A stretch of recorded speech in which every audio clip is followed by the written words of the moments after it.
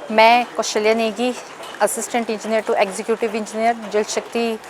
Division लाजी की तरफ से एक दिवसीय जो कार्यशाला आयोजित की गई थी डीडीएमए के द्वारा सन 1905 के भूकंप के लिए,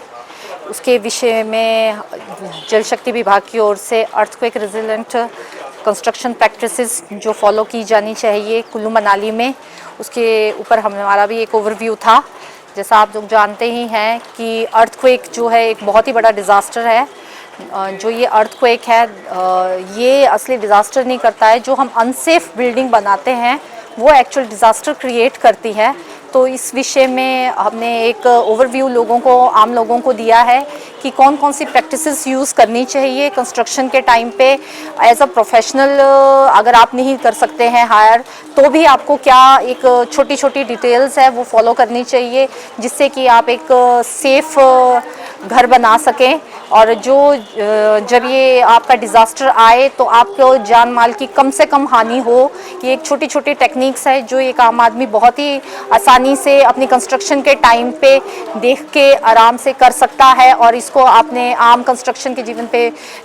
यूज़ कर सकता है। इसके अलावा हमने जो हमारे ट्रेडिशनल स्टाइल है काठकुंडी स्टाइल, उस पर भी हमने फोकस किया है कि उस प्रैक्टिस को दोबारा यूज़ किया जाए, क्योंकि ये एक बहुत ही सेफ प्रैक्टिस है जिसमें आपके अल्टरनेट लेयर्स जो है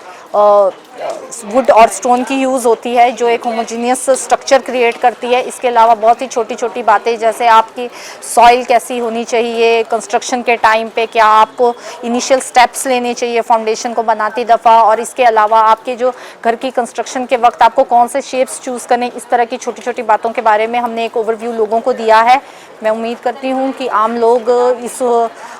जो प्रैक्टिस को है वो यूज़ करेंगे और आपस में भी इसको डिस्कस करेंगे और एक